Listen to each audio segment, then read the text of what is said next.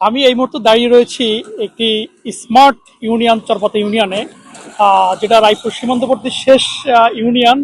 যে এই ইউনিয়ন আমার পাশে রয়েছেন একটি তরুণ, যেই তরুণটি লেখা রয়েছেন এক পাশে ধন্যবাদ রায়পুর উপজেলা, আরেক পাশে স্বাগতম রায়পুর উপজেলা। যে এই উপজেলার এই তরুণের পাশেই আপনি দেখছেন যে ময়লার ভাগাড় তৈরি হয়েছে। এখানে আজকে 32 বছর থেকে এই ময়লাগুলা রায়পুর পৌরসভা থেকে একটি ইউনিয়নে আনে এইভাবে পালা হচ্ছে। এখানে ছিল একটি জলাশয়, যে জলাশয় আমাদেরকে জানিয়েছেন মাছ ধরতেন, গোসল করতেন মানুষজন, সেখানে এটা পারছেন না, এটা তো পারছেন না। এবং উল্টো এখানকার বর্ষাকালে এখানকার পানিগুলো পার্শ্ববর্তী খালে গিয়ে পরিবেশ, পুরো এলাকার পরিবেশ দূষিত হয়ে যায়। কর্তৃপক্ষ কোনো ব্যবস্থা নিচ্ছেন না। যে এই ময়লার দুর্গন্ধ রোদে যে একটি ব্লিচিং পাউডার ছিটানো হবে কিংবা একটি বেড়া দেওয়া হবে সেটাও না। আর আরেকটি মজার বিষয় হচ্ছে কি, আমার এই ময়লার পাশেই রয়েছে একটি রায়পুর আঞ্চলিক মহাসড়ক। এই সড়ক দিয়ে প্রতিদিন 1 লক্ষ লোক এখানে রায়পুর প্রবেশ করতে হয়।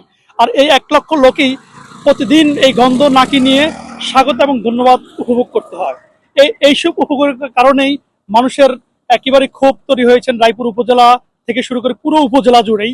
আবার যেমনটি পৌরসভা কর্তৃপক্ষ অনেকটাই জানেন যে যে ক্ষোভটা তৈরি হয়েছেন, এটি সোশ্যাল মিডিয়া বিভিন্ন মাধ্যমে তৈরি হয়েছেন। এরপরও এই ময়লাটি গন্ধ প্রতিরোধে একটি ব্লিচিং পাউডার পর্যন্ত ছিটানো হয়নি।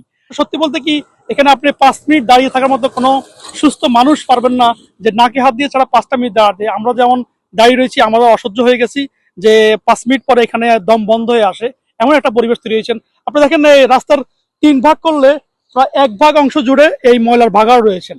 যে একটা মহাসড়কের পাশে, একটা আঞ্চলিক মহাসড়কের পাশে রাস্তার উপরে ময়লা পালানো হচ্ছে, এই বিষয়ে যেন কর্তৃপক্ষ একটা উদাসীন রয়েছেন। যেন এই উদাসীন থেকে একটি দায়িত্ববোধ থেকে ফিরে এসে এই দুর্ভোগ লাঘবে প্রশাসন দ্রুত ব্যবস্থা নেয়, তেমনটি আমাদের দাবি।